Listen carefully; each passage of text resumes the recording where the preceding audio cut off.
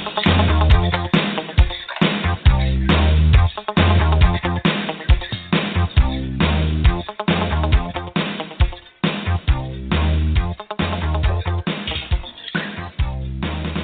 morning and welcome. You are tuned in and listening to Back Talk with Sharona. I am your host. My name is Sharona. As always, I thank you for tuning in. We've got a big show today. We're back. We're going to try to do 2 shows this week. We had intended to do a Monday show. I sat down, had a great conversation with a police detective from Dallas. We tried to record that on Sunday morning, and technology failed us, and unfortunately that interview did not get fully recorded. So we had to sort of postpone that, hoping to do that on Friday. I did have an opportunity to have a sit-down chat with a great guy from the fantasy football community, Bob Lung. We're going to be airing that interview in the second part of this first hour, and it will go on into the first part of the second hour. But we're going to start with and we're going to have a giveaway, by the way, so stay tuned in for that. I'll be asking a question after the end of that segment, and if you've been listening and can answer the question correctly, you'll get a copy of his really excellent book. I can't tell you how much I enjoyed it, Well, we're going to start with the historic events of last night. We've been talking a lot about the elections, the election cycle on this show, and we're going to continue that discussion. We'll probably continue to make politics a little bit of a topic here after the elections. We may not talk about it quite as much. We'll see how things go. You never can tell. We'll try to stay timely. Once we get through with the elections, we're going to move into our national obsession with fame, and that's certainly part of that first topic as well. The elections, likability. Why are we still talking about likability for women in really any position, in any profession? Why not qualify? Why can't you just be qualified? Women just have to be so much more. What is likability? What the hell is likability anyway? It's so subjective and really quite nefarious because it can hide. It's really a farce for any number of discriminatory motives and thoughts and ideas and whatnot. But we're going to talk about our national obsession with fame. I've been wanting to talk about, and this also really blends in well with the election discussion too. We're going to talk about Kim Kardashian, Kanye West, and Taylor Swift and privacy issues because I was quite dismayed by how some of that went down roughly a week or so ago. And then our third main topic outside of the sports world, mental health and gun control. And it's really kind of prophetic, you guys, that John Hinckley Jr. is going to be released. The news came out this morning that he's been in a treatment facility. He was found he has mental health issues and did not serve time in jail, but served time in a treatment facility for treatment of those issues. And we're going to talk about that. We'll probably have to move that part of the discussion to the latter part of the second hour. We'll try to go for 2 hours. We'll see. The interview with Bob went so well that we chatted for quite a while. It's a little bit longer than we planned, but great discussion with him. And if we get time at the end, there's some updates in the gaming world I want to talk about, and also touch upon, as part of our sports update, touch upon Michael Jordan speaking out, the WNBA players getting fined, and then that fine being rescinded. And I do want to talk about Randy Gregory. We might not get to him today. It sort of goes into, and we've talked about Johnny Manziel on this show. It sort of ties into the mental health discussion too. But I think in order to do that topic justice, we might hold off on that for another day. But we may get started on it. We'll see how things go. Okay, so let's get started and talk about the elections last night.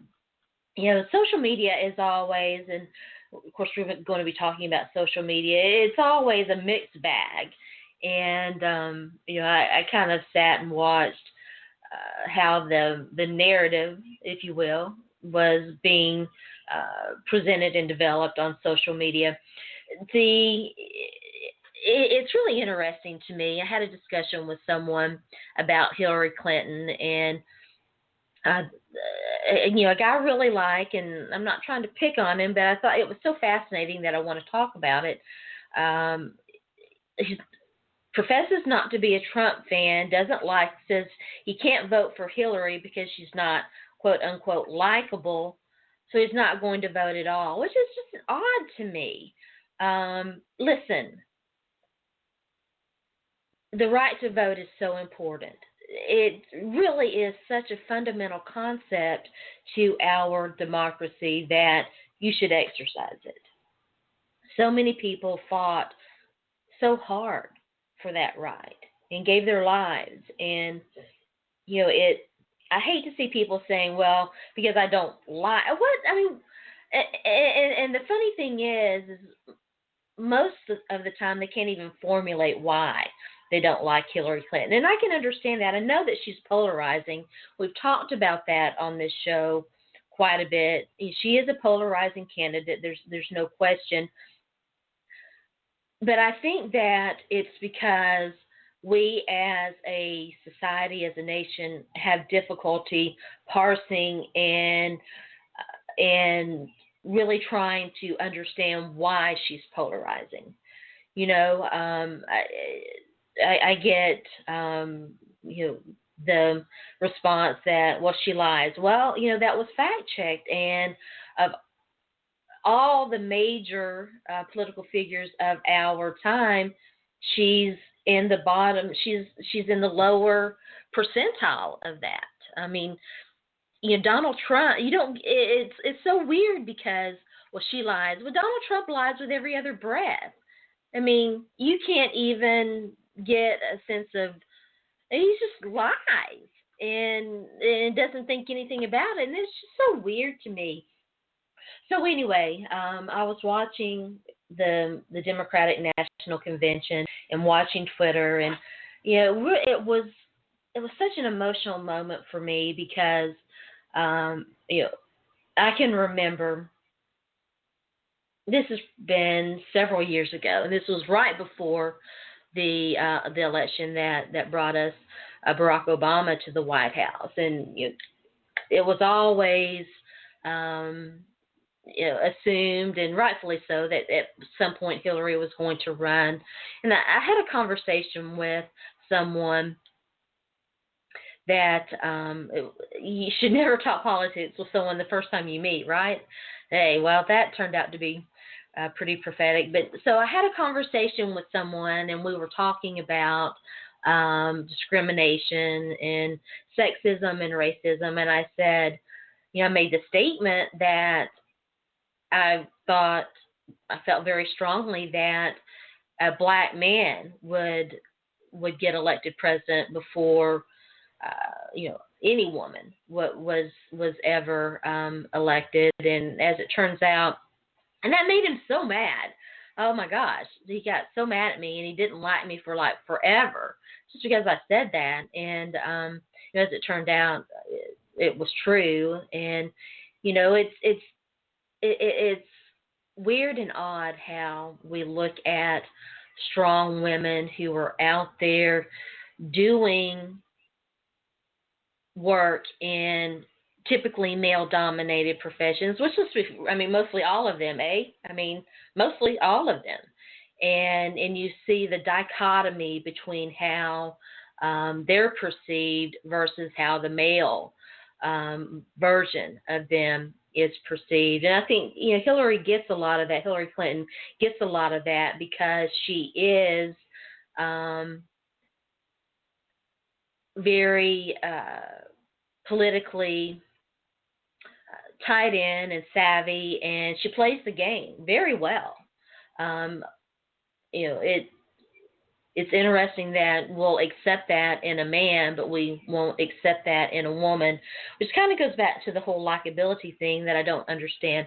So I was watching and I didn't expect to be so emotional about it, even though I knew the importance and the historical value and what it means for women to have. You don't have to like her, but you damn well better have the brains and the wherewithal to understand how historic this is.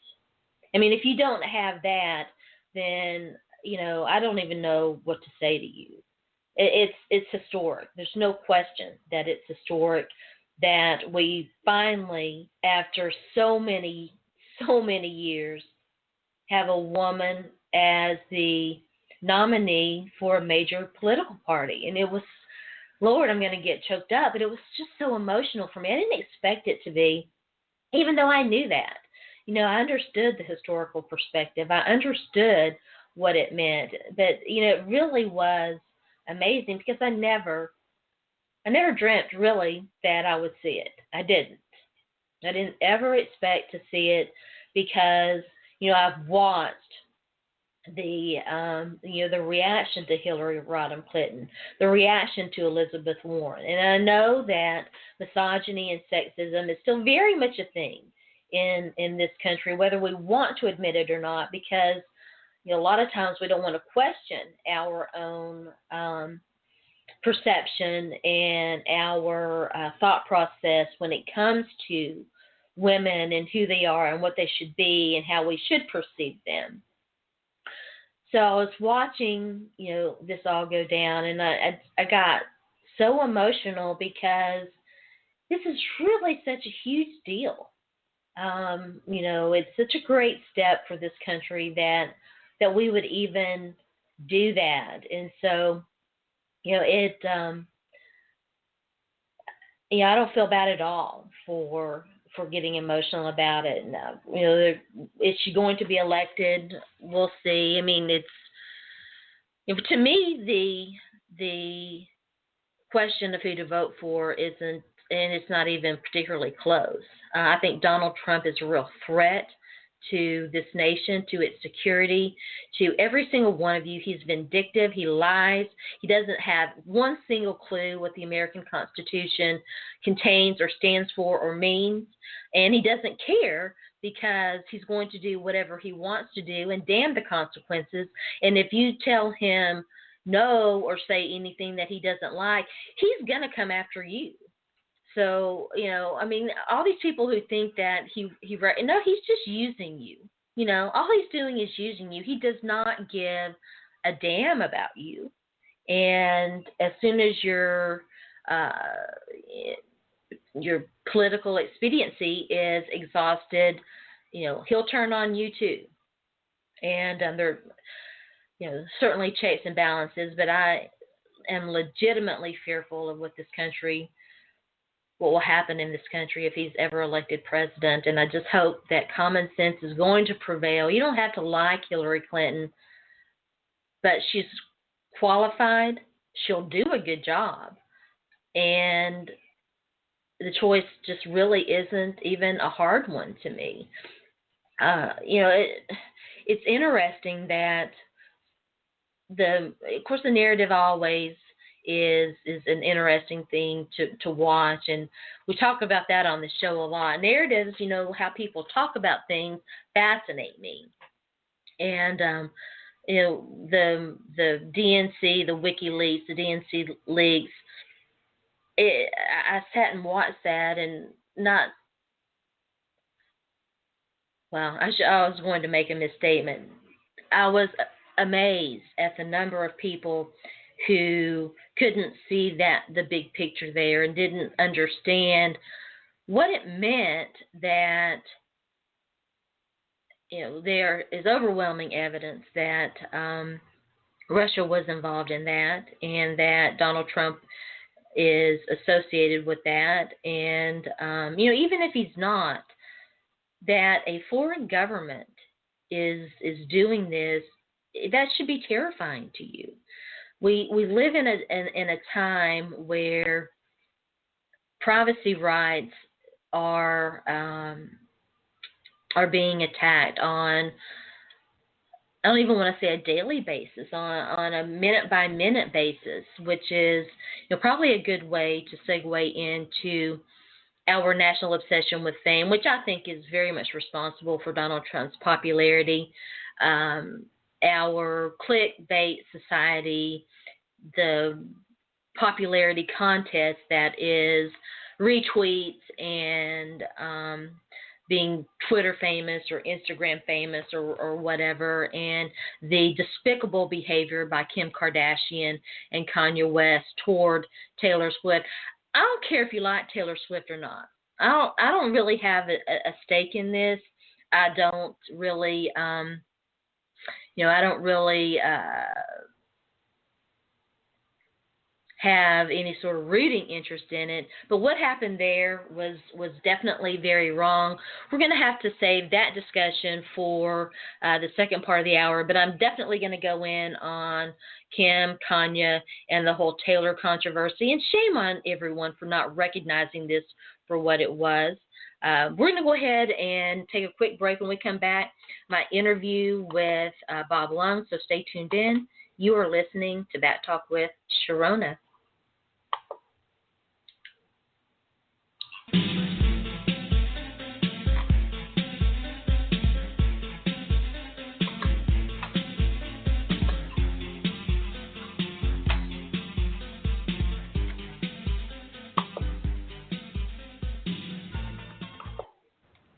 All right, welcome back. As promised, I'm joined now by one of the good guys. All the guys are good in the fantasy football community, but legitimately a good guy. Bob, is it pronounced Lung?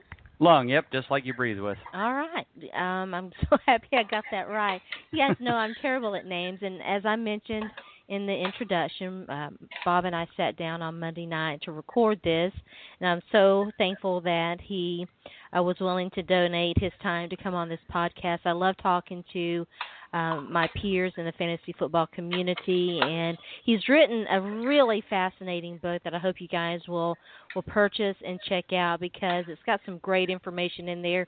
We'll talk about that here in a minute, but before we get started, I'm going to bring him in, let him introduce himself to you, and tell you a little bit about himself. All right. Well, thank you, Sharona, for having me on here. I just been doing fantasy football for a long, long time. Since 1985 was the first year we did it. So for those of you keeping track at home, yes, that is before the internet. And so I did everything by hand. Luckily, I worked in an accounting firm which had probably one of the few PCs at the time with like 128 meg hard drive. And so I had Lotus 123 because Microsoft Office didn't exist. And so I created a spreadsheet that shows our scoring every week. And I would mail those in envelopes on Wednesday, so they would get them by Friday. They would call their rosters in Sunday morning to my answer machine in my house, which my wife was very excited about. I bet. And then that's how we played every week. And so thank goodness the internet was invented so that we don't have to do that anymore. But didn't matter. It was a blast doing it. We always say we were playing fantasy football before fantasy football was cool. And, it was neat. The first year we played was Marino's first passing touchdown record was broken when Marino did an 85. And so, that was a kind of a big year and kind of exciting. But our league still exists. We still have 8 of the original 12 members. Wow. And we still play touchdown only just like we did 30-some years ago. Wow, that's amazing. Yeah, I started the internet was just in its inception. I chose that word deliberately because it is the matrix. There's no question. Exactly. But it was before all the fancy apps and all of that, right. And we turned our rosters in via email, and we held live drafts, and it was a keeper league. Right. Yep. So was mine. Yeah. And but it wasn't touchdown only, but it definitely had its own scoring rules, and he compiled everything on an Excel spreadsheet and sent it out, and this was in 2005, I believe, 2005, okay. 2006, and in that era, and so at the time that I ended up leaving that league, I was dating a fella who lived in New York, and okay. That's how it was a group of guys from New Jersey, and that's how I ended up with them. And he and I broke up, but we remained friends, and the commissioner wanted me to remain in the league, and so I did remain, and it was fun. It Good. just they really wanted live drafts, and it was hard Right. for it got to be very hard for me to get up there to do it, and so anyway, Right. but it was fun. So you've been doing this for a long, long, long time. Right. What has been one of the more surprising developments to you? Um, I have to say that obviously the internet is what made it what it is today. Right. Just making it easier for people to run their own leagues. It's nice that some of the sites like NFL and ESPN and some of them still do it for free. But I think the thing that I've been most excited about seeing in a transition is two things. One, seeing more and more women be involved in leagues. Mm-hmm. You're one of the obviously trendsetters, but more guys have gotten their wives, their girlfriends, their sisters, whoever to play, and that just makes it that much more fun. Now a husband and wife can watch together and compete against each other, and that's really cool. But I think the really coolest thing is watching since it's now been around for a while, watching the next generation, so watching the dad and his 13-year-old son in a league together, because now you have, family bonding on a different direction. And so, I have, my daughter's friends back when they were 15, 16 years old, and they're, find out that their dad's a fantasy football expert, and, oh my gosh, that's great, and I'm playing against my dad, and help me win my league, and, so it's exciting to see the kids get into it, and I mean, and that's why we're at 40, 50 million people playing the sport, and I think it's great. The one thing I think that's, if anything's disappointed me, honestly, and I know people will really hate me for this, but I'm not a big fan of the daily thing, because that takes away that league camaraderie and that fellowship and that fun time together to trash talk, and it's legalized gambling, and I know it's a cool thing and people like it and good for them. But I haven't played it yet either. Yeah, I mean, I played a little bit, but, I just, there's no fun in it. Yeah, you can win money. That's fun. But, again, it's legalized gambling in a sense. And there's a reason why they're going after it for that. Yeah, there's no right. And so I like it. I think it's cool. For those who played, good for you.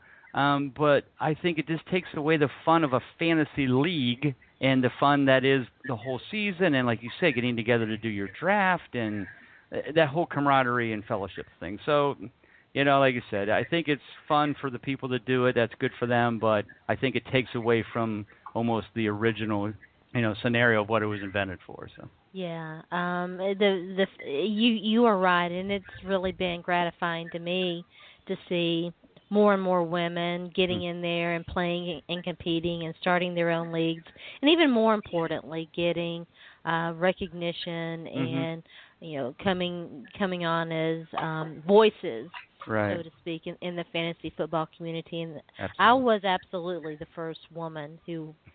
I'm sure you were if you played that long ago.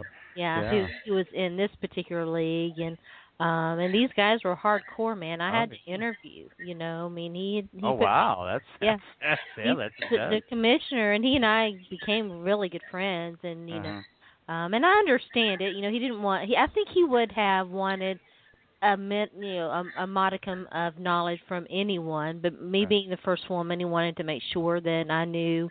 And I had not played fantasy football, but I was a huge football fan, sports fan from the time that I can remember. Yeah. But anyway, and so the first draft was very interesting. Like only 2 or 3 guys even spoke to me.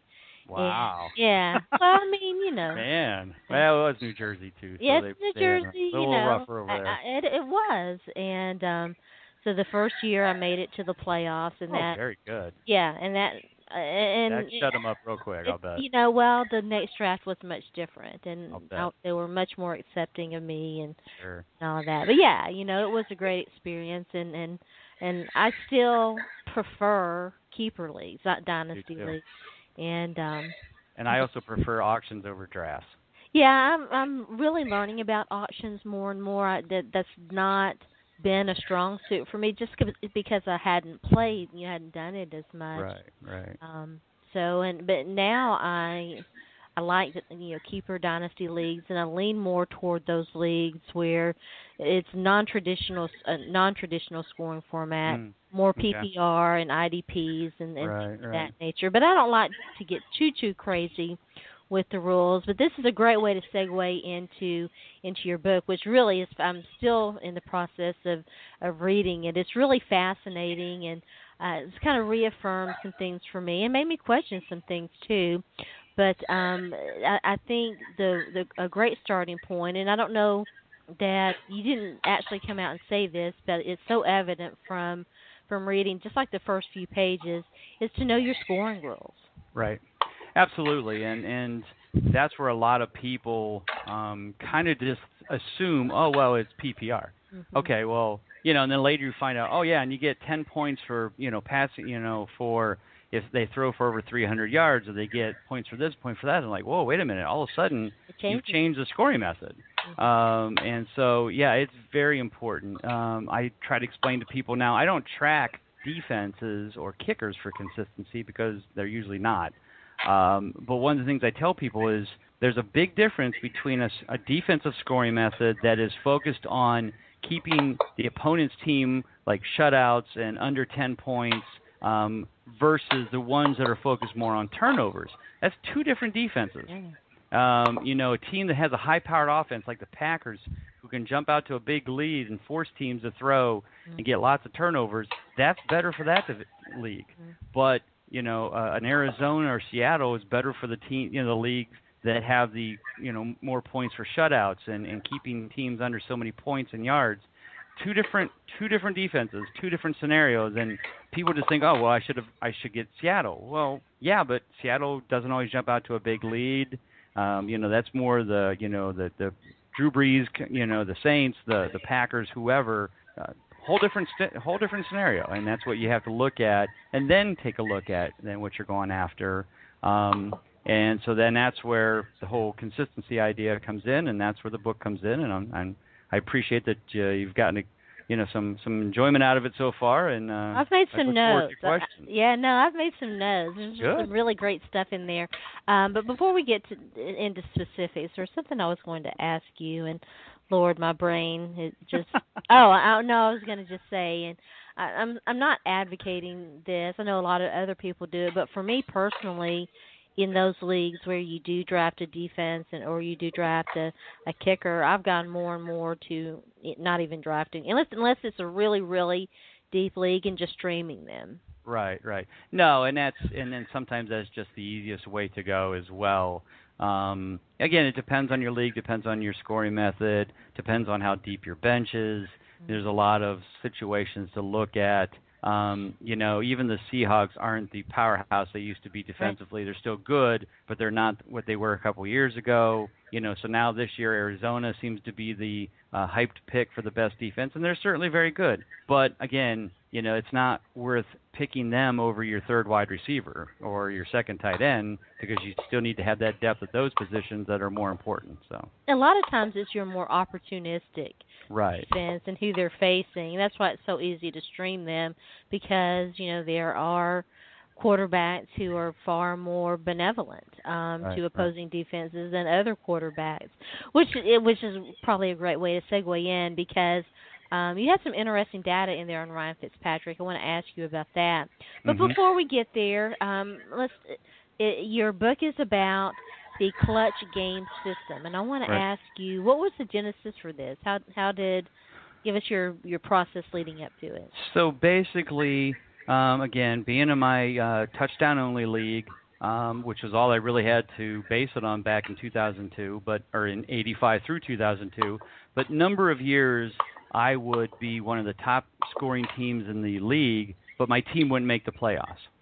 And as an accountant who loves crunchy numbers, I started really breaking things down and going, what's going on, and it really came to fruition in 2002 when I had drafted Sean Alexander, and Sean Alexander that year won the Most Valuable Player award, scored 15 rushing touchdowns, and yet my team at the end of the regular season of 14 games was 7-7. I didn't make the playoffs, and I just couldn't figure out. I was second in the league in scoring, but I was not anywhere near making the playoffs.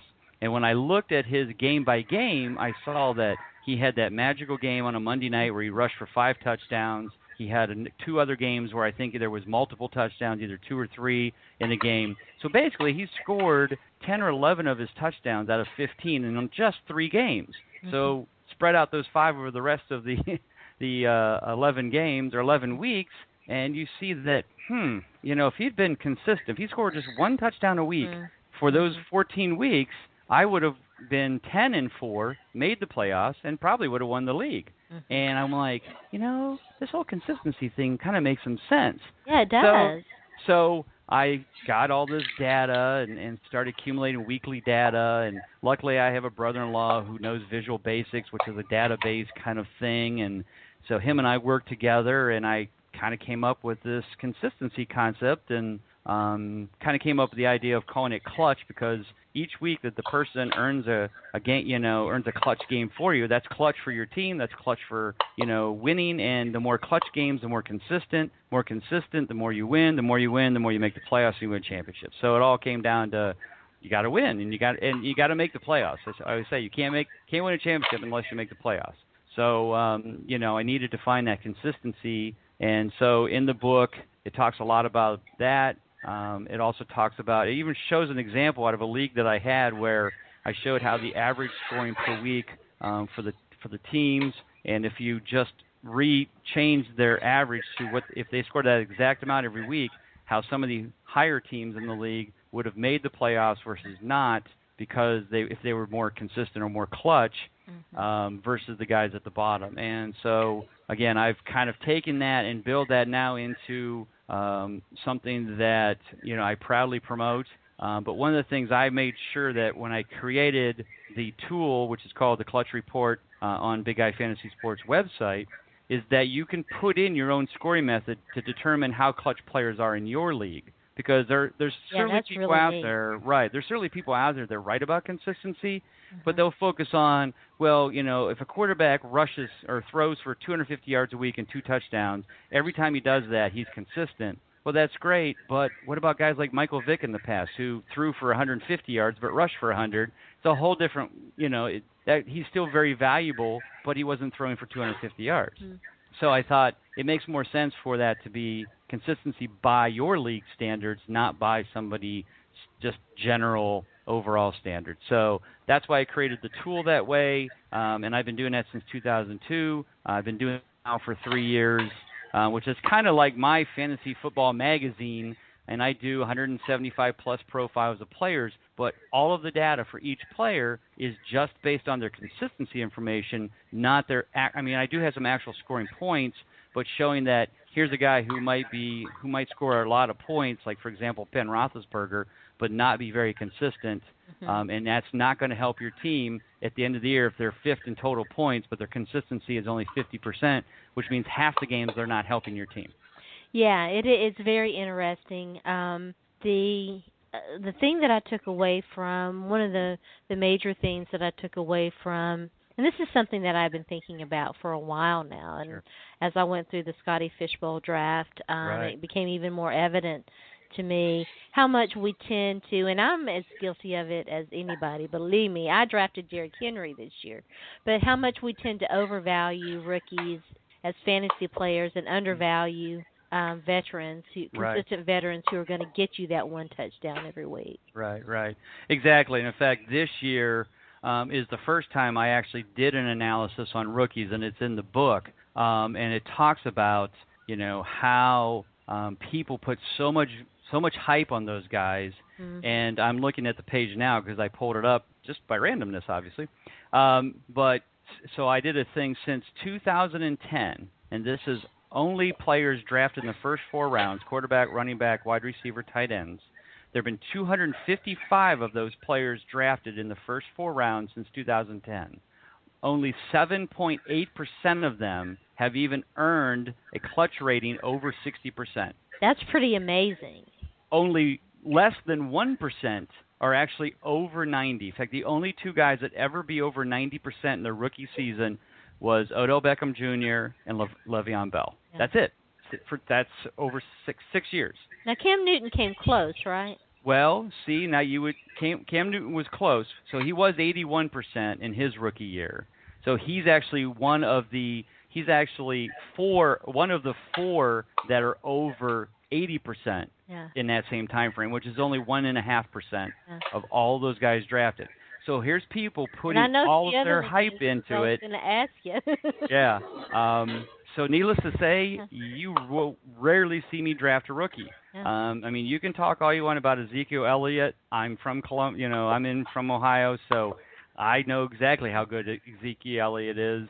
I saw him play for 4 years at Ohio State. But needless to say, there have been many, many Heisman Trophy winners. There have been many, many great college players who have come into the NFL and gotten a rude awakening, and so have their fantasy owners. And I just try to tell them, folks, here's the numbers. I'm just showing you the numbers. You can believe what you want. The numbers say less than 8% of all players or all position players in the last, 6 years are earning over a 60% consistency rate, which if you're not over 60%, you're really not helping your team, to be honest with you.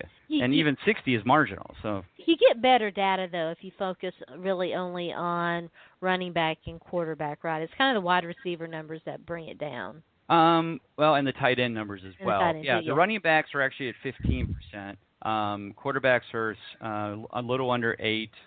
Wide receivers are 5.6%, and then tight ends were 2.3%. In fact, the only tight end that even made it, believe it or not, was not Rob Gronkowski, was not Travis Kelce, was not any. It was Jordan Reed. Yeah. So. Yeah, but and that's pretty amazing when you consider how many games he's missed and his, right. And obviously you're only focusing on games they play. Right. So that's something that you kind of need to, and he's a fantastic player and definitely a guy that I'll look at. Oh yeah, no, I love Jordan Reed and I hope I can get him. But that's one of the things you'll see in the book when I talk about tight ends is. Folks, sorry, I'm never going to draft Rob Gronkowski in the first round. Yeah. Not when Jordan Reed and Greg Olsen and Delaney Walker and some of these guys. Delaney Walker, yeah, I just got him like late in the 6th round, I believe. Oh, that's a great pickup. He's back-to-back seasons. He's been number 2 in consistency, back-to-back. So I mean, and people are still now. I've noticed this year that his ADP is much higher than it's been the last couple of years. It's a lot high.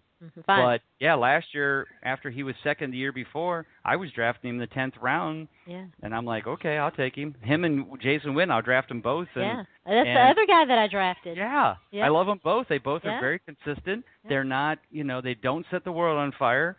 They're not the Rob Gronkowskis, but every week they get you 10 points, and that's what wins, folks. Yeah, I completely agree. I am going to take credit entirely for the Titans signing Delaney Walker because I lobbied them hard in the offseason. Good. To pick him up from the San Francisco 49ers where, he had shown flashes when he'd been given opportunities. But when you're playing with Vernon Davis, he was very good at that time. And, of course, then they imploded. But anyway, and I was really, selling him as a fantasy tight end. And nobody believed me, but, of course, See, you were right all along.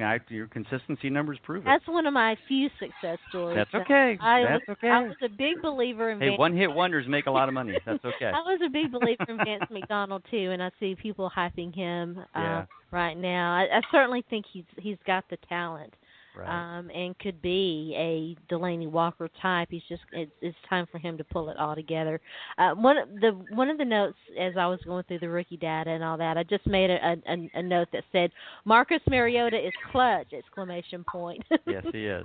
Yeah, and he's actually one of the few quarterbacks that actually were over 60%. Again, in the book you'll see it's Cam Newton at 81% his rookie year, Robert Griffin 67% his rookie year in 2012, and Mariota last year 67%, and and he had the injuries too. So who knows what he could come this year, and they've got a better running game now with DeMarco Murray, and I tell you what, and Derrick Henry. Derrick Henry, right? You guys got some exciting players there, so it's going to be a fun year for the Titans. I'm looking forward to watching them. I'm excited about their offense. I really am. Sigmund Bloom is a good friend. Oh, he's a great guy. Yeah, Great great guy. writer. And Brilliant. he was on Yeah. my Wednesday night show with Going for Two with Zach and Sharona, which I hope you'll join us on that. I would love to. Anyway, he was on the show a few weeks ago, and we talked about the Titans. And he is not very big on the Titans offense. And Really? no, he's not. And I can understand. Mike Mularkey wasn't a sexy head coaching move for them to make, even though he had been the interim and all of that. But I really like the two offensive linemen that they drafted, and obviously they've got other talent along that line. And DeMarco Murray is very talented. I do think he tends to be a bit overrated, and I hope that he stays healthy. But with sharing a backfield with Derrick Henry, who I do think is going to get as many touches as they can manage with him, given his rookie status, and it's going to be. I think the concern with him is how well is he going, as with most rookies, how well is he going to pick up the playbook and be able to do his blocking assignments and be where he needs to be at the right time, and that's usually what gets rookie running backs lesser playing time. Right. Yeah. But missing a block or yeah, fumbling or that kind of stuff. Get your quarterback killed. We'll find you a spot on the bench every time. Luckily, you have a guy who can move his feet pretty well. So. Yeah. It's going to be interesting to see how that all plays out, and especially with the AFC South being where it is. But I was very excited to see the numbers on Marcus Mariota, and I have been saying that statistically his rookie season was very underrated. I mean, he had from a statistical standpoint, he had a better season than Jameis Winston, but Jameis Winston was getting all the hype, and so kind of felt bad for Marcus. Unfortunately, he did miss some games, and I think that factored into it. What other things do you think that the rookie data suggests? Well, I think if anything, all it's saying is be cautious. And I think what it's just really trying to show is there is potential. Yes, there have been rookies, a few of them, but there have been some rookies that have certainly come in and have been very successful and very consistent. But they were the right situations on the right team with the right surrounding talent. I mean, Le'Veon Bell, he goes to a Pittsburgh team that's loaded with Antonio Brown and Martavius Bryant and Ben Roethlisberger and a great offensive line and a great head coach. If you have talent, it's hard not to be successful there. Odell Beckham came to Eli Manning at quarterback. Victor Cruz, was there. Granted, got hurt. But again, Tom Coughlin is the coach, and he's very talented. But you also have one of the best quarterbacks of all, not of all time, but let's say one of the better quarterbacks of all time. Let's say not best, but better. But so again, putting him in the right situation, that certainly helps a lot. So it's just one of those where just be careful with the hype. When people start putting Ezekiel Elliott in the top of the first round, he went third overall. I know, and I just sit there and go, and not even talking about the situation now that his ex-girlfriend brought up, but just how can you put that high of a, you're really taking a gamble when you could draft, Antonio Brown or maybe not Le'Veon Bell at this point, Antonio Brown or Adrian Peterson, Jamal Charles, all of these people have proven consistency year after year, and yet you'll take a brand new rookie just because he's playing for the Cowboys? I guess there's potential, but boy, that's a heck of a risk to take. Fantasy players love that P word, that they do. Potential, that P word.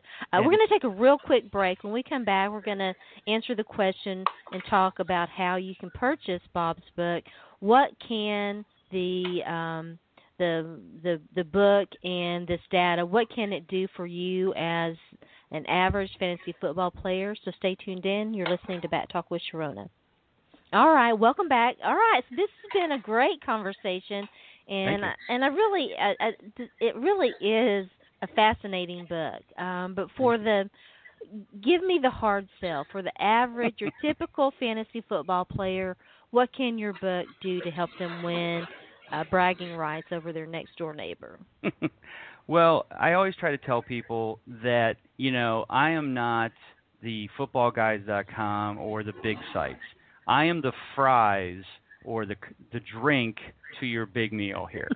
So, I don't charge a lot. I think the book is $5.99 on my website. It's actually on Amazon and Google Play, but it's $7.99 because got to pay all that Pay stuff. those bills, yeah. But you can come to the website. It's $5.99. It's a PDF download. You can put it on your computer. You can use it anywhere.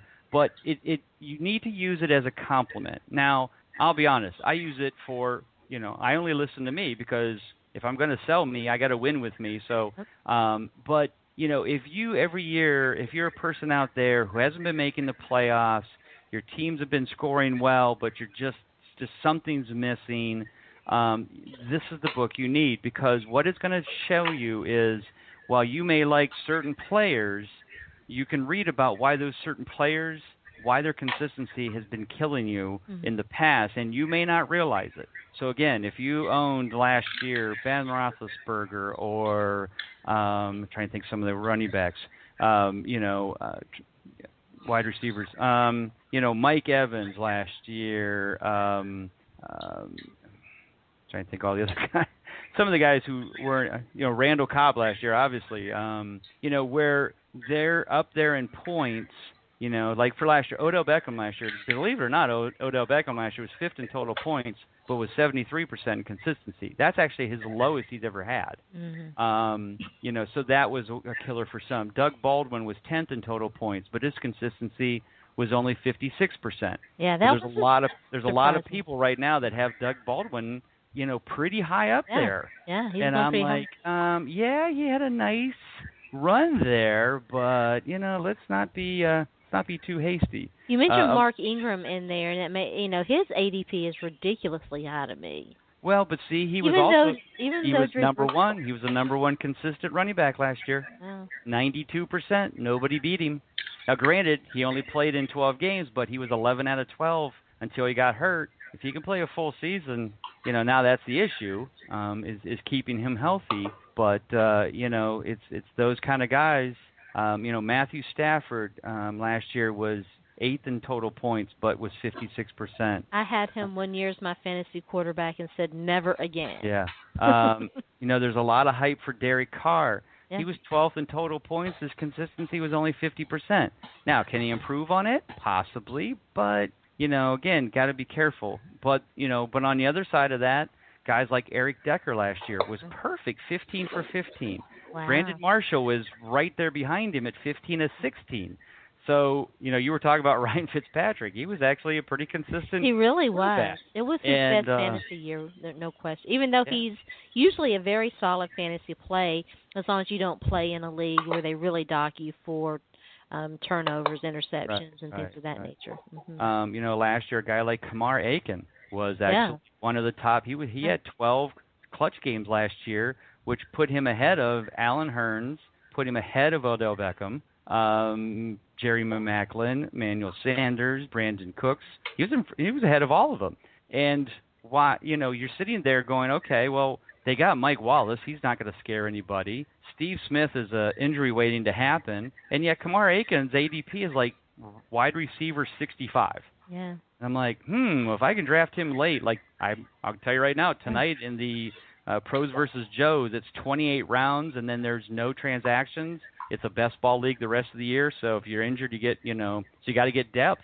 I'm going to get Kamar Aikens for sure, and no doubt. hope that, pick him up as my 6th or 7th wide receiver, and he might be one of my top receivers for the year. I took a late flyer in the Scott Fishbowl League, either my last pick or my next to last pick on Philly Brown. I was sort of surprised to see him there. Yeah, it's really surprising how some people get hype and some don't. Yeah. And and like I said, so when I have consistency numbers to show that, like a Kamar Aikens, and go, hey, last year, while yes he was filling in for injured players, that situation hasn't gotten any better. Mike Wallace is certainly not the second coming of Jerry Rice, so why Kamar Aikens can't be just as productive next year, even if he only earns 10 clutch games. That's still much better than a typical wide receiver 65 is going to come through with. Yeah, that's a great value for what you're getting. Absolutely. Right. And then the other thing in the book, too, is every profile player, I will explain, there's a little box that says undervalued, overvalued, or at value. to kind of help the person decide whether or not that's a player they want to draft. So it kind of helps because some people ask me about, Bob, can you be a little bit more just outgoing with who to pick and who not? You instead of just giving the knowledge and just let people make their own decision, just say this guy's undervalued, pick him. This guy's overvalued, stay away from him. So I did that this year to kind of help people. And then the one other tool I have in there that may be helpful for people is called a tier draft list. Now, in the back of the book, it's a very small picture because it was an Excel put on the page. But on the website, you can get a free download of the Excel file itself, so you can manipulate it however you want. But what I do is I put players into tiers, and then I actually have a draft breakdown to tell people, okay, if you're, first round, you're going to pick a running back 1A or a wide receiver 1A, and that's all you should pick. And they're listed, who those 6 or 7 players are in each position. And that's your first round. And I kind of help people because sometimes people just feel very lost in their draft, especially if they're doing like a Yahoo where you've got 90 seconds per pick and it goes really fast. Some people just get overwhelmed because they're not prepared for it. So I actually created this for a guy who needed that help, and everybody's loved it. So I put it in the book, and then I update it every week every time there's a significant change like Le'Veon Bell. And then it's out there. You can download it right off the site for the purchase of the book, and I'll give you free updates on the tier draft list going all the way through up to the first game of the year. Well, it's a great resource, and I'm really enjoying delving into it and looking at all the data. It's so detailed, and it really is fantastic work. Thank you. I mean, I try to make it detailed but also simple to understand. Because, I also play fantasy baseball, and there's so many numbers and metrics and stuff that is just, boy, you really have to be a stat geek beyond even norm. And I always thought I was a stat geek till I just was overwhelmed by that stuff. So I know that the fantasy football world is while they like their numbers, they also like a little more simplicity. And so I try to make this very simple that, you look at a clutch rate. If it's over 60%, they've got potential. The higher it gets, the better they are. So keep an eye on that. And, I'm also there for answering questions. I've got my Twitter. I've got, Facebook page. But any of those, you can, hit me up there. I love explaining. I love helping. Nothing makes me happier than to get an email at the end of the year that says, Bob, thanks. Last year I didn't even make the playoffs. This year I won the championship. So, those are what makes it all worth it. I certainly don't make enough money to quit my real job, and that's okay because I just love doing this. I love sharing the knowledge and try to help people, go from, being at 500 every year or just missing the playoffs every year to getting in the playoffs and maybe winning the championship or two. So, that's why I did it originally, to help me do better, and I just have loved to share the knowledge over the last 14 years. Well, it's a great resource if you're a fantasy football player. I highly recommend it. So are you a fan of any particular team? You mentioned, are you a Browns fan? You mentioned. So I live in Canton, Ohio, which is home of the Pro Football Hall of Fame. Yeah. So obviously I have to follow my Cleveland team. So that's been a painful world.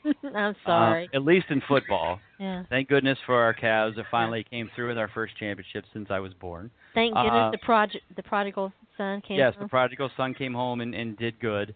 The Indians are doing well, and they've had their moments, and they've been close. They have a very good baseball team this year, so we'll see how that goes. The Browns, well, hopefully in my grandkids' lifetime, we'll see.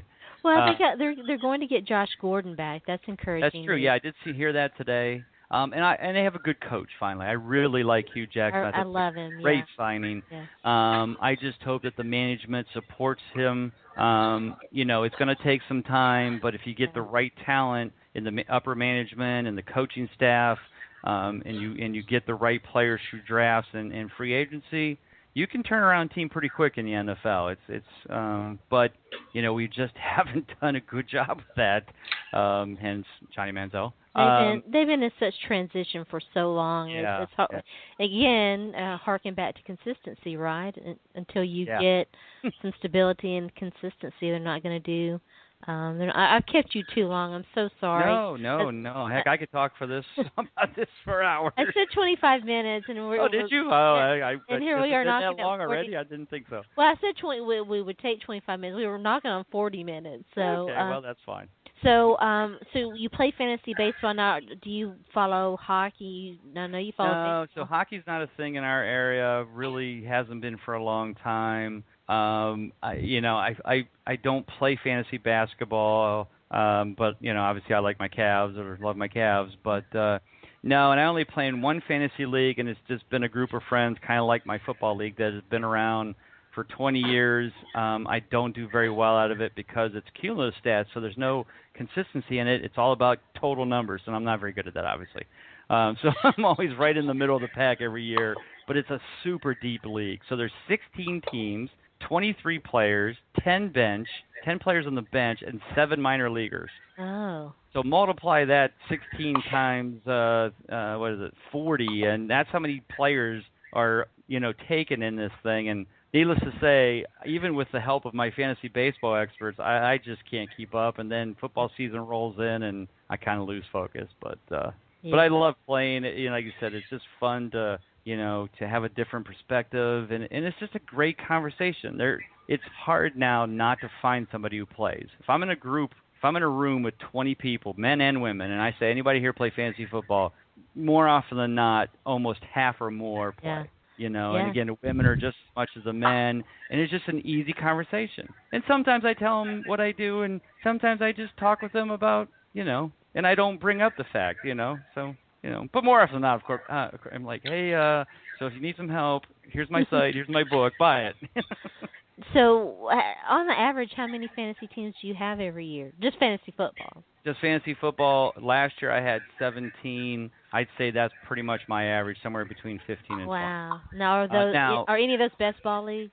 So this Pros versus Joes is the only one that does that. That's a lot of work. Well, yes and no. Like I tell people, most of them are expert leagues. There's only like 4 or 5 that are local friends or whoever play. The rest of them are all expert leagues, whether it's Scott Fishbowl or Pros versus Joes, or I'm going to do the Flex one in New York on August 13th, the Fantasy League of Experts one. But since I really pretty much draft the same players, I mean, within reason, but I have a pretty You've core been doing group. it so long that it's kind of old hat. Well, it is, and when you draft the same players, so if I go in and I know, okay, if I have the 11th pick, I kind of have an idea before I even start what my team's going to look like, because I know who's falling where ADP-wise, and I can kind of go, okay, well, this guy's here, I'll probably take him, and then I'll come back with this. And, again, look at the scoring method, because that's what's, important. So usually, because I have similar teams, I don't have to watch as many. But I do anyway because it's an obsession, and so on Sundays I'm usually there with my phone in hand, or I'm, because I have a wife and 3 daughters, so there's not a lot of room for me to watch football. Right. So I'm usually hanging out with them, but I've got my phone close at hand, and all my things are popping up. This guy scored, that guy scored, and so. In that sense, really, technology has. Oh my gosh. So much. Yeah. If there's been any pennies from heaven, it's certainly been technology and smartphones, and pretty much being able to look right at my phone and hit 3 apps and know how my teams are doing at any given moment is pretty amazing when you realize that I started with pencil and paper, or a 50-pound laptop and letters. Well, I walked into my first fantasy draft and I literally had 100 sheets of paper with rankings and listings and all kinds, and now information is so readily available, and it's really great. It is. And it makes it fun because then people can come up with their own ideas. I mean, there's a lot of people out there that have really cool twists to fantasy football. And some of them are out there, and some of them are completely unknown. And I've run into them, and some guy asked me one time, "Well, how did you get to be where you're at today?" And I said, "Well, honestly, I got in before it became too big." I said, "Now it's very difficult to be a fantasy expert per se, and to get to earn any street cred because there's so many people doing it. Yeah. And I said to the guy, I said, well, if you want to really do this, for a hobby or whatever, you've got to come up with something like I've got, something different, but something simple at the same time. Because as I said, everybody can look at targets and everybody can look at points per whatever, and it's just creating numbers. But you got to find something. Pro Football Focus and Number Fire and some of those guys, they've come up with their own twists and their own things and made themselves successful. And and they're certainly more successful than I am. But I just have gotten the street cred of just being in it long enough, knowing the right people, and I'm honored to even be recognized with guys, and playing in leagues with guys like Signa Bloom or David Dodds or David Dory from the Huddle or Bob Harris. I mean, those guys are like my idols, and I'd be sitting beside them and going, oh my gosh, I'm in the same draft as these guys. And it's even more awesome when I win the league, and I have. But it's just, but all of them are great people. There's no egos out there. Yeah. I've met almost all of those guys. I haven't met Sigmund, but they're all great people, and they're all very humble, and they're even still amazed that they've made a living out of that, and good for them. So maybe someday I'll get there, but I just love doing it, and if it ever gets to that point, good for me. If it doesn't, I'm well. Look at Matt happy. Waldman. He's yeah. Well, Matt Waldman, Mike Clay, Matthew Berry. Let's be honest, Matthew Berry was, had his own little site, called Talented Mr. Roto in, the late 1990s or early 2000s, and he was just one of us at that point, and, became Mr. ESPN. Now Mike Clay's there, and, so there's just so many people that have been put in the right opportunities and have taken it and went into a level that we'd all live for. And good for them, and like I said, while I'm jealous, I'm still very happy with my life and very happy with just being able to do this and doing podcasts with people like you and others and just sharing the knowledge. And well, it's a great community. It really is. It is. Oh, it is. Yeah, Fantasy football community is the best out there. Tell everybody where the link to your website, where they can find you on Twitter, and how to purchase your book. Gotcha. So website is bigguyfantasysports.com, and my Twitter is @Bob_Lung. And the book is, again, on the website. It's only $5.99 there, where you can get the PDF and the Excel of the tier draft list. It is available on Google and Google Play and Amazon, but it's $7.99 there. You can actually buy a hard copy. They got to add those fees so they pay their bills, right? Exactly. Yeah. But again, you can do that. You can email me at bob@bigguyfantasysports if you have any questions. But I just ask that get the book, try it out. If you're looking for something different to help you, this is a great add-on. Again, it's the fries to the Big Mac. Do this, combine them, and try it out. And if you have questions, just email me. I'll be more than happy to help you. Some people catch it right away and do well with it. Some people, they struggle a little bit, and I'll help them, and then they'll catch on. And so just I'm a pretty easygoing guy. You can email me. I sleep sometimes, so be careful with that. But beyond that, I'm there to help and try to have people understand and have another follower or fan that is excited about using something new and different. And when they beat their friends and nobody knows why, they can just smile and go, "It's my secret." And that's we're definitely going to be tweeting out links to your website and to your Twitter account. Let everybody know how to buy your book. Thanks so much for joining me. We're going to get you on. We're going to get you on Going for Two here soon. Definitely, love to. All right, have a great evening. Thanks. Bye bye. All right, goodbye.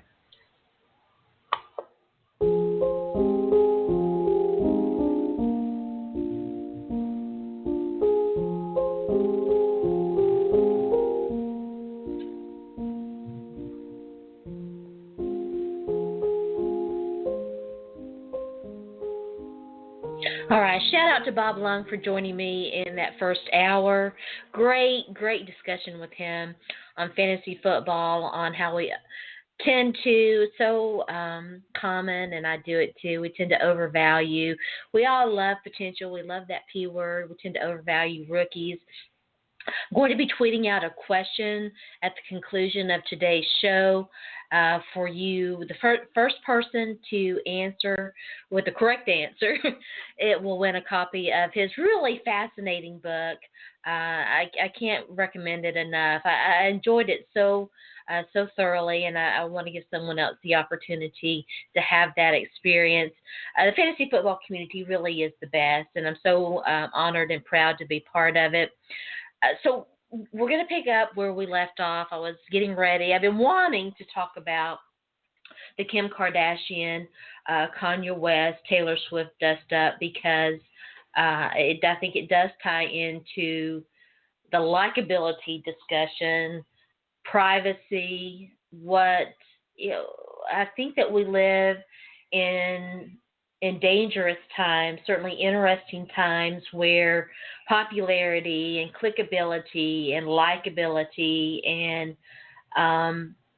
those nefarious and hard to quantify things trump common sense and looking at the big picture and being a deep thinker, being a thinker at all, because I watched this go down and was stunned that people would think that it is remotely okay for Kim Kardashian and Kanye West to possibly illegally tape a conversation, certainly reprehensibly tape a conversation with Taylor Swift without her permission or consent, and then release it in a thirst-trapping method in order to get more Snapchat followers, again without her permission, in order to promote an agenda.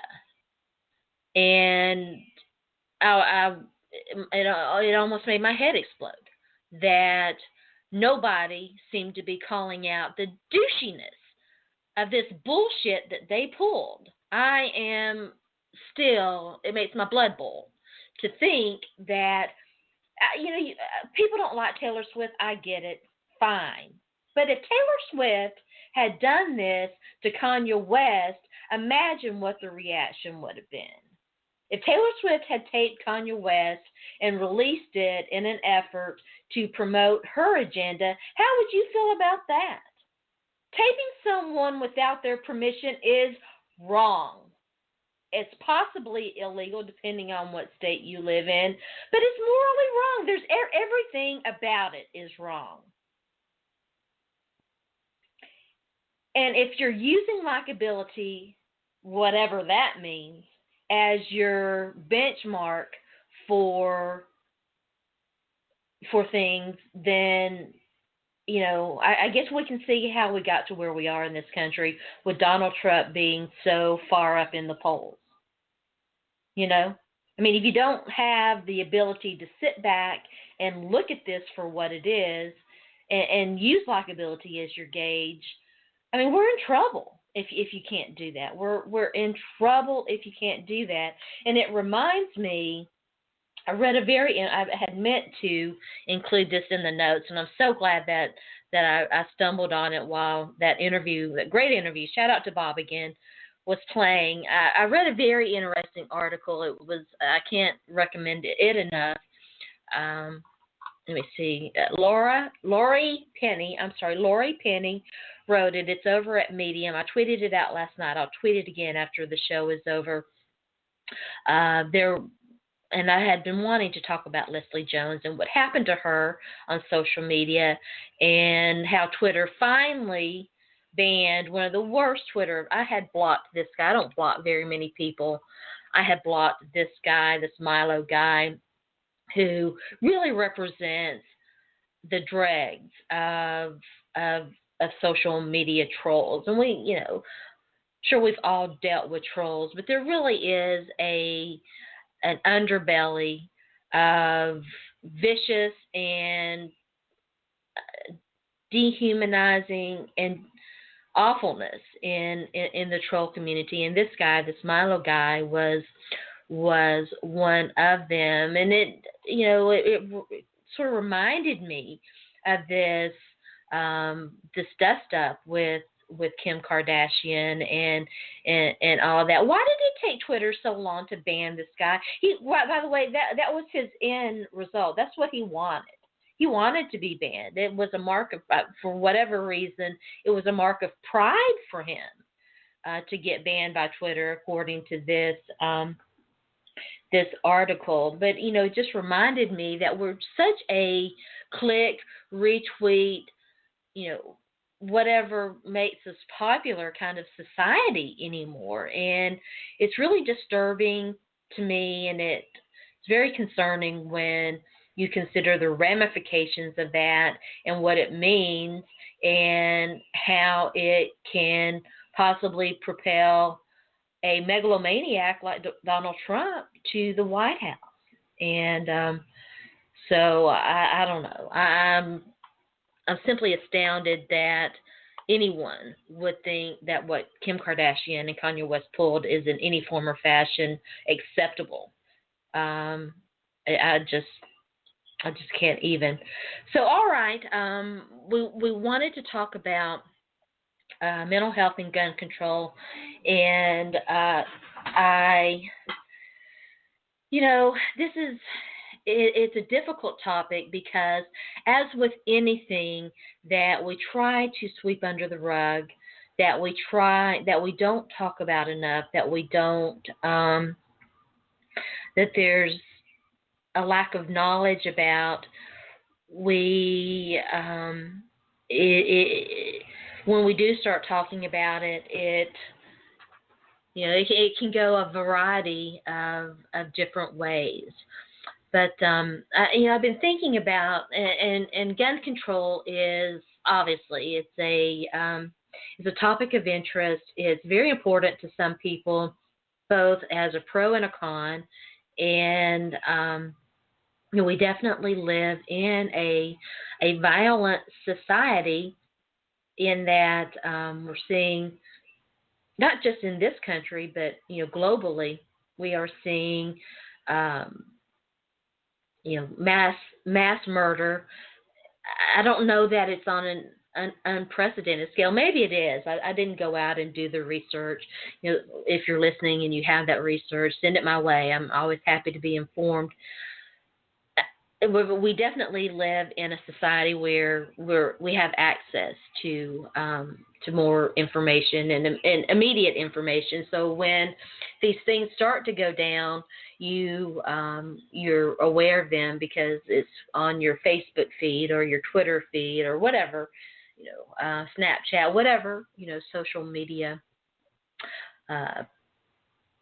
service that you utilize. It's there, and you know about it, and you follow it, and it's fascinating. And we talk about it, and it I think in some ways,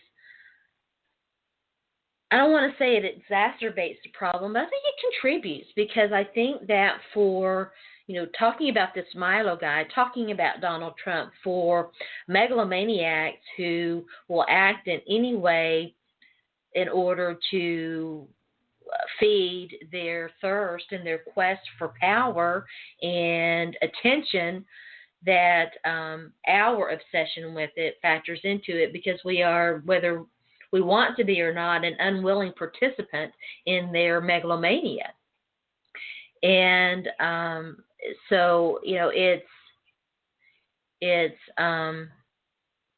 but it's an important conversation, and we need to have it, because as someone who has, dealt with mental illness, as an outsider, and also personally, I have post-traumatic stress disorder, PTSD, and I said on Twitter about a week or so ago that I struggled with it, and I meant to follow up with that, because you don't just struggle with something like that and it's a one-time thing and it goes away.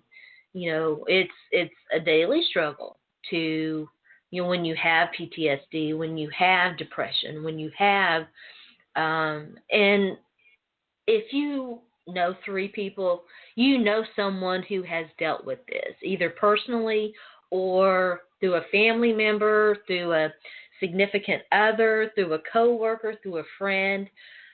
There's a large percentage of Americans who have dealt with depression or who have dealt with something that could be classified as a mental illness.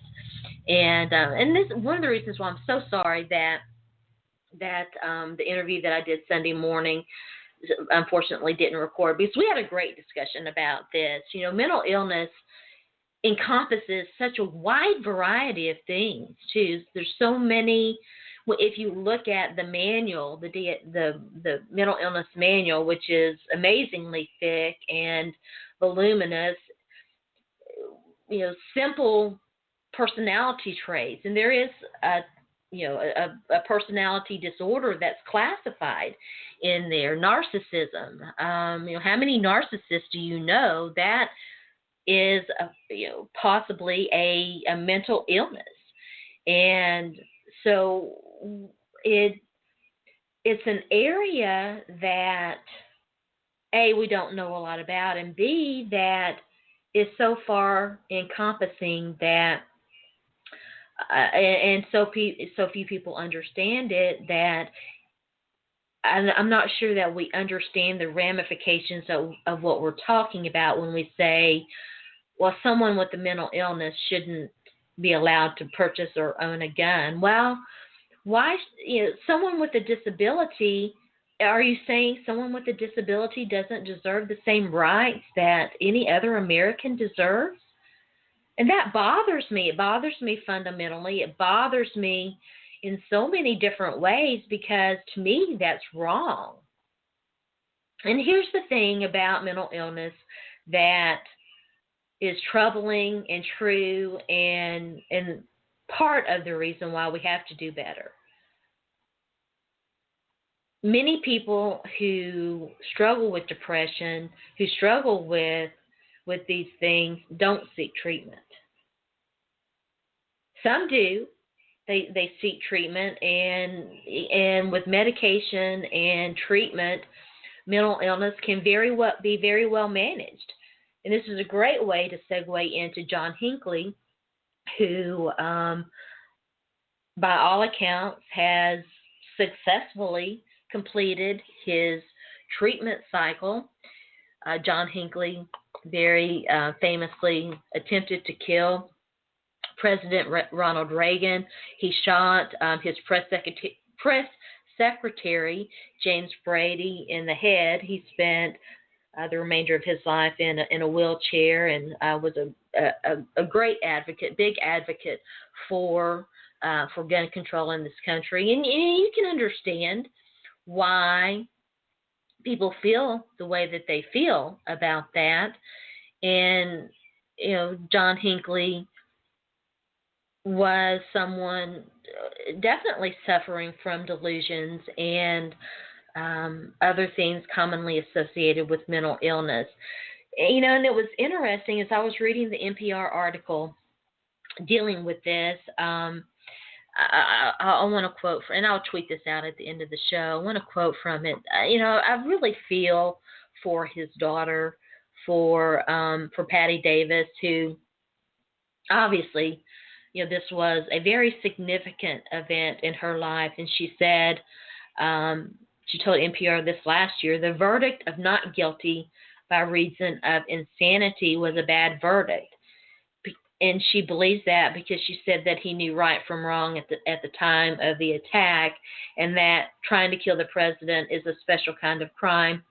And all that may be true, but it does not mean that he couldn't fully comprehend what was going on here. Mental illness is,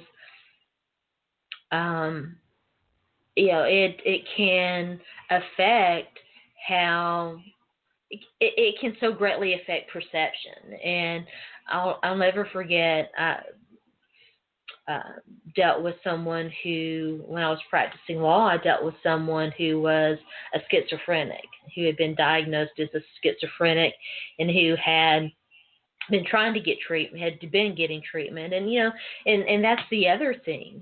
People with mental illness often struggle to to hold and retain employment, and you can't get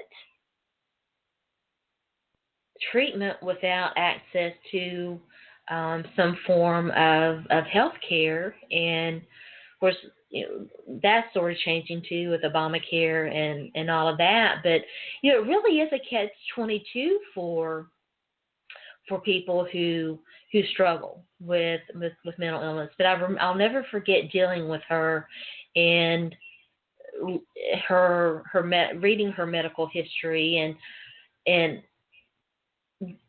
understanding how hard it was for her.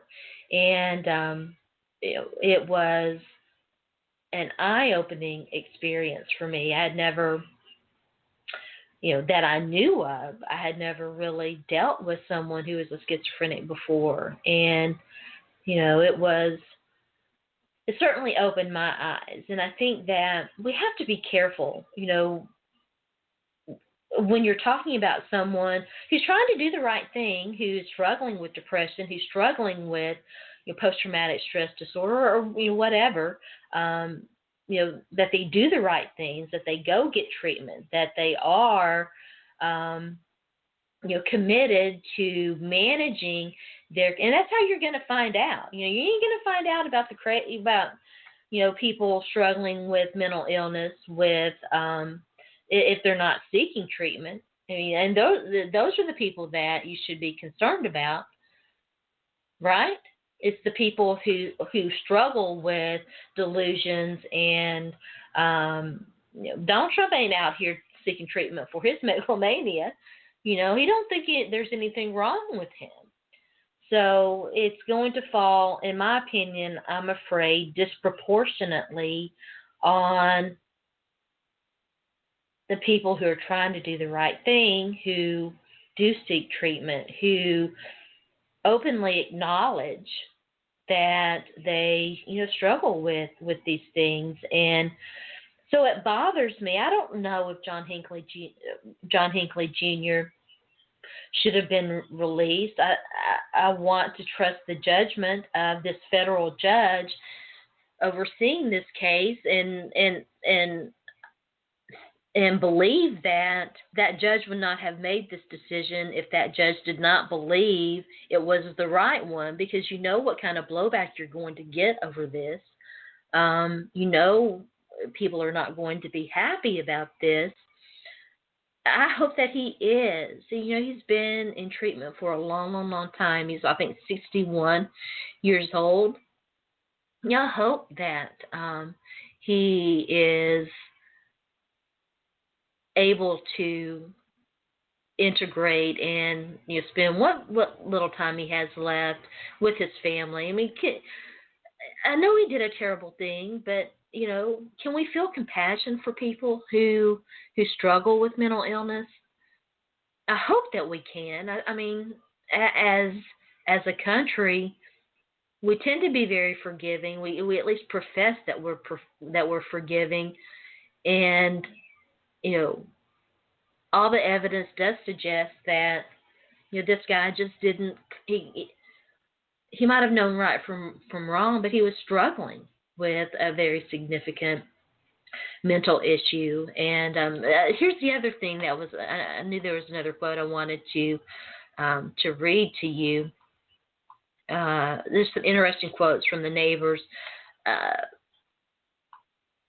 This is what the Justice Department prosecutors had to say.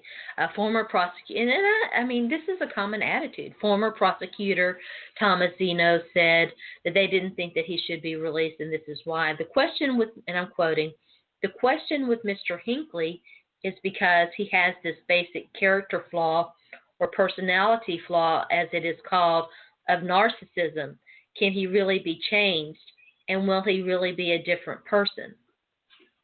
So, questioning whether someone who has, a mental illness is a disease.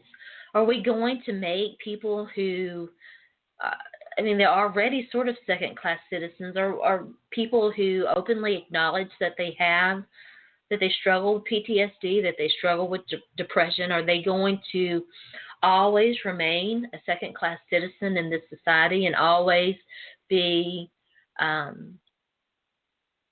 asking the people who may be struggling with depression too, but aren't willing to come forward and acknowledge it, that they offer them the same rights that everybody else enjoys. I don't know. I mean, it's an interesting and it's a troubling question to me, and I think that we've got to start talking more openly about mental illness and come to a better understanding of what it is and what we're talking about, what that really means for good people.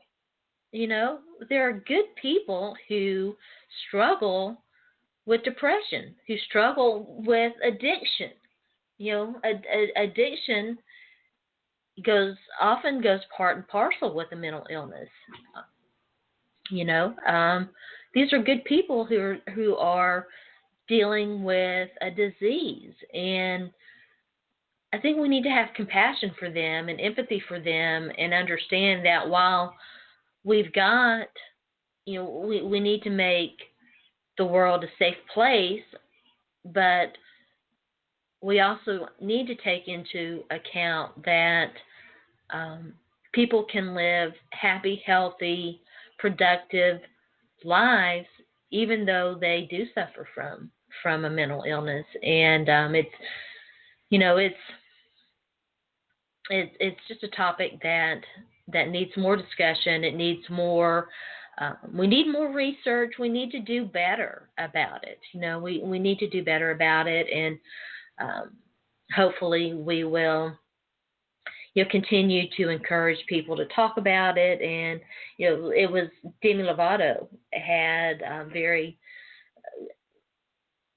good perspective on it. She spoke at the DNC too, and so I think there are more people willing to come forward and willing to talk about it. And if we're able to challenge, our preconceived notions of what that means, what it means to have a mental illness, then maybe my concerns will, and possibly other people's concerns will go away. We'll take another quick break. It does look like we're going to be able to touch upon the MJ thing and some of these other things. And I also want to talk about, I had intended to, we sort of rushed through the first part of this, the newspapers who thought it was okay to not print a picture of Hillary Clinton in her historic moment, but went instead with pictures of Bill or whatever. We'll talk about that. We're going to talk about what Richard Sherman had to say, obviously the Michael Jordan thing. So we'll take a quick break, so stay tuned in. You are listening to Bat Talk with Sharona.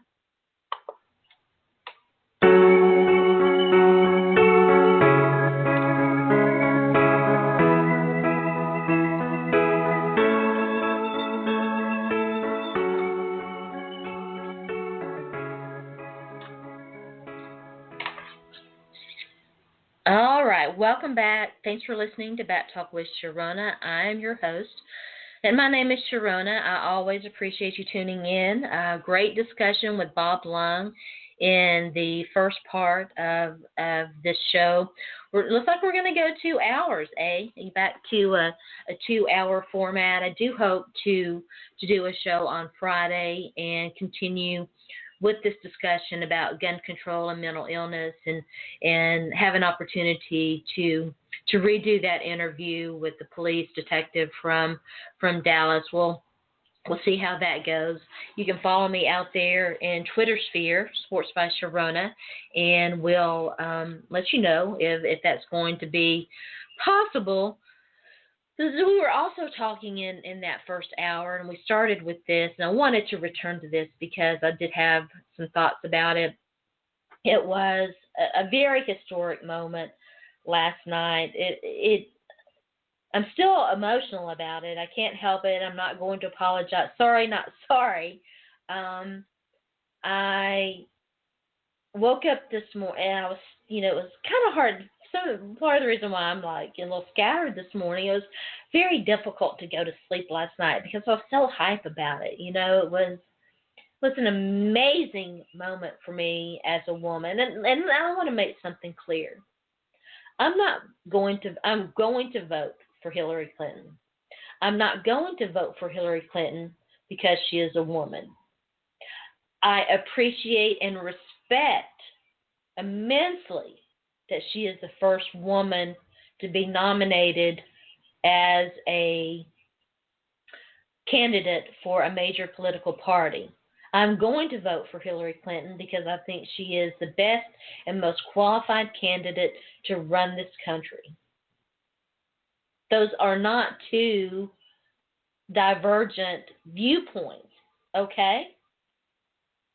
So let's get that clear. Let's get that, put that to the side, get that out of the way. All right, so I really struggled to go to sleep last night because it was just such an amazing moment.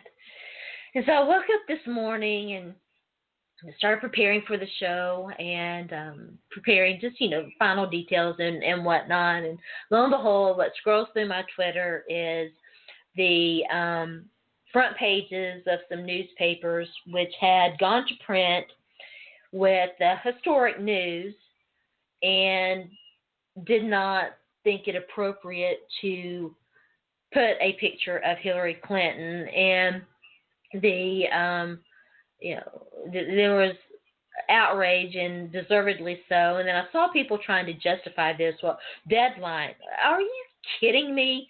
You can miss me completely and utterly with your deadline nonsense. You can't. I mean, listen, it's like the internet version of jumping on to comment on an article and say, first, I'm first. This rush to be first is ridiculous. It's an outrage that you did not put Hillary Clinton's picture on your articles regarding this historic moment. Point blank, period. There's no excuse for it. Okay, and I want to hear, deadline. I want to hear that. I want to hear it at all. You could have done it right, but you wanted to be first. That's it. And, it goes along with this whole clickbait, retweet, being first, not being right, being first method of doing things that is so concerning to me right now. Whatever happened with getting it right? I don't know. Anyway, it was, it just makes my head explode that anyone would think that was in any way the right thing to do. So I had to comment on that. So I think that we've pretty much said everything that needs to be said about Kim and Kanye and Taylor and the despicable actions that they committed toward Taylor Swift. So let's go ahead and talk a little bit about Michael Jordan. Michael Jordan, it's pretty cool and amazing that Michael Jordan is still very much a part of our landscape, I guess, for lack of a better word, our landscape. The MJ crying meme is never going to go away. That's going to last forever, I think. It's just kind of funny. Michael Jordan, MJ, took a lot of heat for a long time about the fact that he didn't speak up, about social issues. He didn't talk about, things. And there was a quote that was attributed to him. He said, "Republicans buy sneakers too." And of course, he's got. Not only was he one of the best basketball players of all time, if not the best, don't come at me, don't at me. I love MJ. He's great, maybe the best, depending on your perspective. So, he took a lot of heat for that. Well, he came out this past week, the last week or so, and said that he couldn't stay silent anymore. And he spoke out about the violence that is going on in this country, the the senseless violence that we exhibit toward one another, the deaths of the black males that have been dominating the news lately, and the shootings of the police officers in Dallas. And it was interesting in so many ways, because for the first time he did come out, obviously, to come out and speak publicly, and the comments were very good. I'll be tweeting out a link to that article as well, and I'm not looking at it, so I'm probably going to paraphrase it poorly. But the other thing was, and I did not know that either the article suggests that either it didn't, that quote attributed to him might not have been said, or B, it was a joke, whatever. But the article had some interesting information about the fact that he was, behind the scenes, much more socially conscious, much more, he did things that people did not realize or did not know about. And that doesn't surprise me at all. I think, one of his friends said that, he did things that, behind the scenes, and didn't seek the attention and the publicity and, all the accolades, I suppose, the accolades associated, with that. And, but he was much more involved than what people, which was kind of a nice thing to, and not surprising. I think there were probably a lot of athletes, this generation seems to be all about the attention seeking, retweets, that, whereas I think there are entertainers and people who are willing to do these things behind the scenes and not seek the glory and the the attention and all of that. And so that would not surprise me at all about Michael Jordan, that he would do that fairly quietly. And I thought he had a really good message, and he had the right message, and a message that I would hope would resonate with with this country, in that he said, senseless killing is wrong. We shouldn't be killing black men just because they're black men and we're afraid of them, from what it appears. But we shouldn't kill police officers because we're mad about that. And when we've got to come together, we've got to come to a common understanding. And I've talked about this before. I do think that there are outside forces that are working to divide us. A nation divided cannot stand. And if this country is ever going to be toppled, either, and I think if it is going to be toppled, it's going to be toppled financially. It is because we are a nation divided, and we don't sit back and look and see Russia hacking into our communication methods and openly publicizing it, and not see what a real threat that is. So we don't look at what Kanye West and Kim Kardashian did to Taylor Swift and not go, I ain't like Taylor Swift, but that shit's wrong. That's how we'll be toppled, is because we don't think, we react. And so I thought it was a good message that Michael Jordan had. We've got to come together as a country. We've got to recognize that there are things that bind us far more than there are things that separate us. We all basically want the same things. We want to make a decent living. We want to have, good friends, good family. We want to be respected. We want, some of us want to be loved. Some people don't. They don't want a relationship. They don't want to love or being loved, and that's fine. I think it's kind of sad, if you don't want to love or be loved. And then I think it does just boil down to respect. We all want to be respected. Uh, it is, and it starts with us. It starts individually.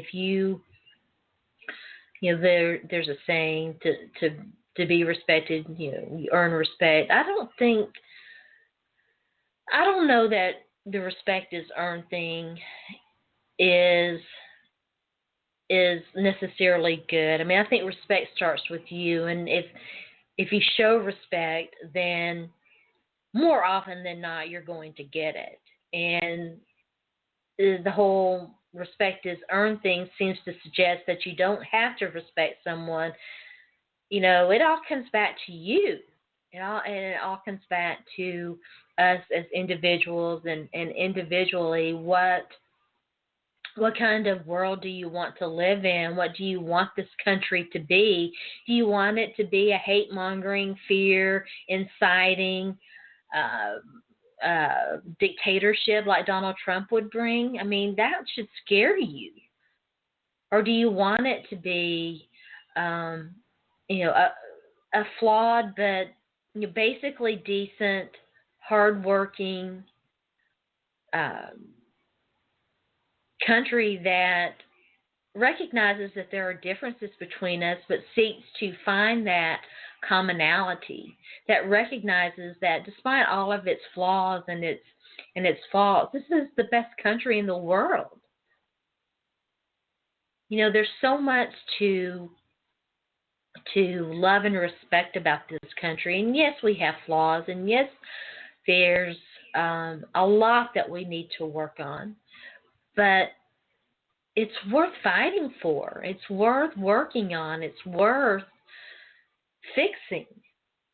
It's worth the hard work that it's going to take to make this a better, more inclusive country. And so when you think about respect, and when you think about how you interact with others, you think about what you want, and what do you want for your kids? What kind of country do you want for your kids?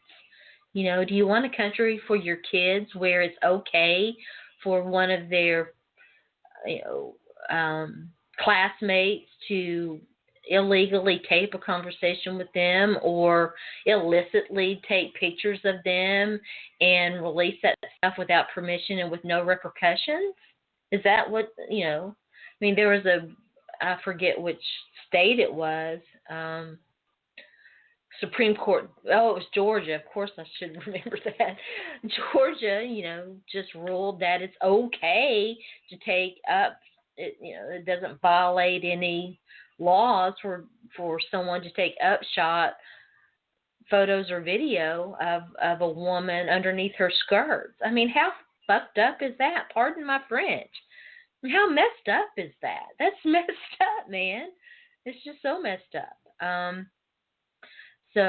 But back to NJ. I thought that it was a great message, and I was really happy to see that he did come out. I had said, you shouldn't force anybody to do it. It should be, it's a personal decision whether you want to speak out on these things. And you're seeing more and more athletes and entertainers and whatnot, talk about these things, and I think that's a good thing. The Undefeated had an article. I don't know if it was this morning or late last night. I saw it this morning, and I didn't get a chance to really read through it all that closely, but it was an interview with Richard Sherman, who, of course, is not shy about expressing his opinions. And he was asked about the Black Lives Matter movement and all lives matter and all of that. And he's sort of, I suppose in between, the two. He said he understands certain aspects of Black Lives Matter, but he said, fundamentally, we're all human beings, and we should, basically what I've been saying, we should respect one another and, try to treat one another the right way. I think, and I like Richard Sherman a lot, but I think he's somewhat naive to think that we don't see color. It's an inescapable fact. We're going to look at one another and notice if we're a different color from one another. Now, what that means to you says a lot about you, says everything about you, really. But to say we're all human beings and we don't we're going to, it's just, I don't know how that we can look at one another and not acknowledge that, someone's a different color than me. But again, what that says about you, how you react to that and how you feel about that. Now, that's what the important thing is. And it's just interesting that we can't understand that, Black Lives Matter is, it's not exclusionary. It's just asking to be respected for that, to be respected for, for who you are. And the All Lives Matter thing, I can sort of understand it, I suppose, but I think that it's very dismissive of the real issues here, and we'll see. I really need to look at what he had to say a lot more closely, and I'll do that. We'll probably touch upon that in another show, but I couldn't speak about what MJ had to say without going ahead and addressing that, since I had seen it. I thought it was interesting. We've got to talk about the WNBA players being fined for wearing, Black Lives. And I'm so glad that they didn't back down. It was really bad optical movement by the WNBA for them to be fined and for that to happen. I don't even know what they were thinking. How they could even think, that this was a good move, for them to fine these, these women for making that statement. And I haven't talked about this, I don't think, but it was interesting to me how. Again, I hope to talk to this police detective again, but it was interesting to me how the police departments responded to that by refusing to serve and protect anyone who would wear a Black Lives Matters T-shirt. Well, that says so much about you, that you. It says everything about you and why we're in the state that we are, where officers are shooting first and asking questions later. That you think it's okay to pick and serve who you're going to serve and protect, who is worthy of your respect and your, it's kind of crazy to me that, that these police unions are so openly revealing how discriminatory they are, and that it's not more of a conversation. It's so very telling that that they would respond in this manner. It really is. It's very interesting that the league made the correct decision to rescind these fines, and I hope that they will continue to speak out. Injustice anywhere affects us all, You know, if someone will go after one group for because they're weak and they think that they can, take advantage. First they came for X, and then they'll come for Y, and that is there's truth to that. If we don't band together against injustice and against tyranny and against hate mongering and against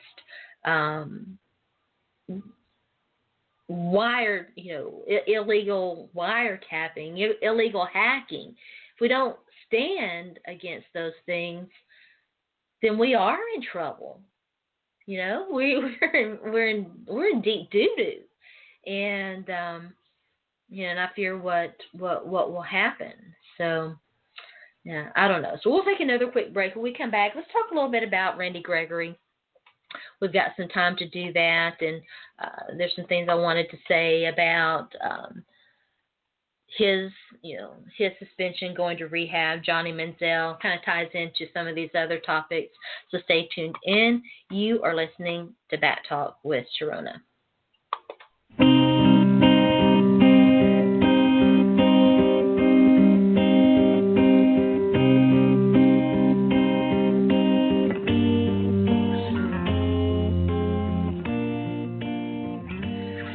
Welcome back. Thanks for listening to Bat Talk with Sharona. I am your host.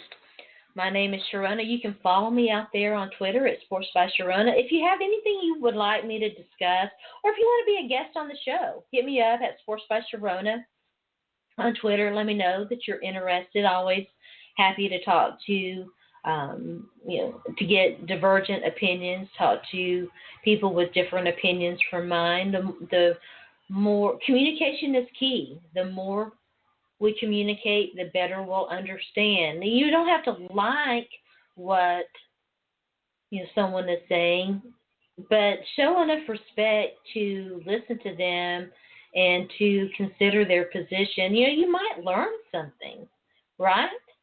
You might learn something. We've lost. I was having Twitter conversation with someone this morning about I didn't know what Peter King had tweeted that got him in such hot water on Twitter, and I think I saw it briefly, something about Green Bay, and I think I think Peter King is a product of his generation, and I think it's hard for some people to be introspective and to consider the fact that they might have preconceived notions or behaviors that are a product of a bygone time, and that new thinking is or a more open-minded thinking is something to consider. It's hard for some people to question themselves and to ask themselves, did I do something wrong? Am I responding appropriately in? We all get defensive, right, when we get criticized, and because we want to think that we're doing everything right. I think it's easier maybe for women because women are constantly being presented with that, right? You're sexually harassed. Did that really happen? Is it me? It's a common thing for women because that's. It's a societal, I don't want to say expectation, but it just happens. We are very self-analytical, I guess is the term that I'm looking for. And so we do, we are introspective. A lot of us are introspective in that way. And it's hard for some people, to be introspective and to get that, insight into their self and their motives and their word choice and what have you. But I digress. Let's talk about Randy Gregory.